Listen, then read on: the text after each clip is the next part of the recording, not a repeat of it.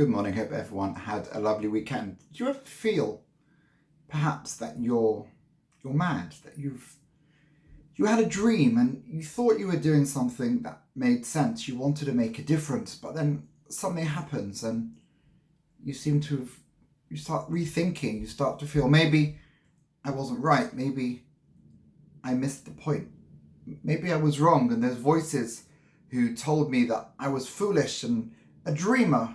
Maybe they were right.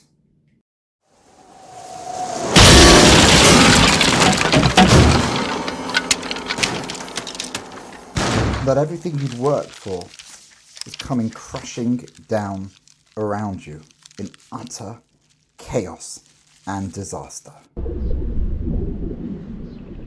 You thought things were safe, but you missed the sharks that were swimming in the waters that you thought you knew so well. You didn't realize that things were gonna get tricky. What was that dream?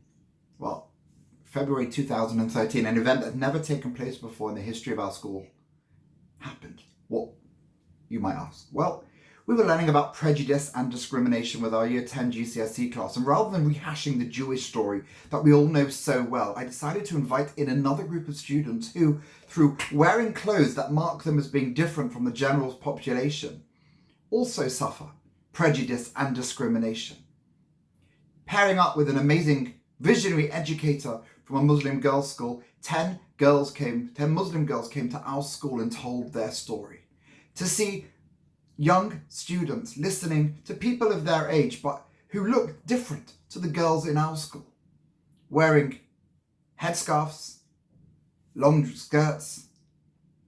They told their story, how difficult some life is at times for them.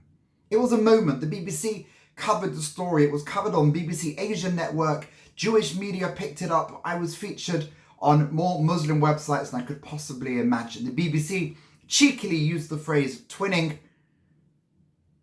which I guess did sum it up, but it was an opportunity to learn and to share experiences, and that experience led to more experiences. They came to our school, we went to their school, and one of the years in between 2013 and now, I forget when it was, we went out for a social event together.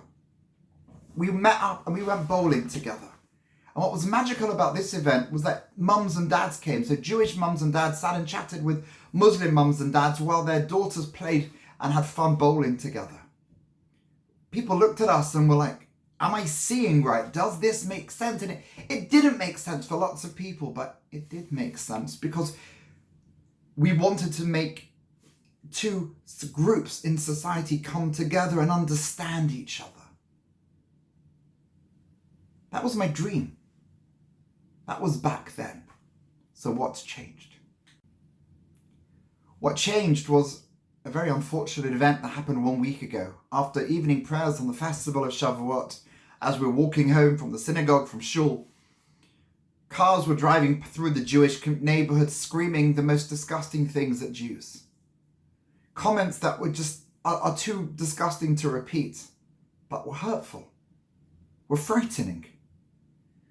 We wondered whether they were going to get out their car and confront us, or their comments were just going to be limited to driving past. And they drove up and down, making a noise and being threatening. What about my dream?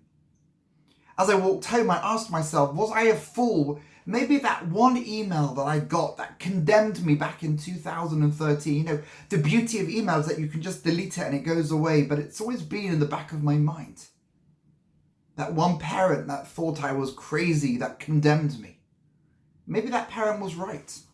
Maybe all these opportunities to bring people together, to bridge the differences that I'd worked so hard to achieve. Even the fact that we're studying 2 religions now at GCSE, and I promoted that, and I was a voice in support of it. One of very few voices from religious studies teachers when the government changed, from our community, that thought it would be a wonderful idea to improve understanding. What about my dream? So I've been thinking over the last week about that. We're never wrong to dream. We are never wrong to believe in a world that can be better. We're never wrong to think that people can learn to understand each other and can grow to care and respect and work together. There will always be differences between people. There are differences in the way we think and the way we look, and that's fine. But we must never give up that hope of dreaming for a better society for ourselves and for future generations. Ultimately, people of all faiths pray for that day. And it's my prayer that we don't allow the fringe elements of every community to ruin it for the rest.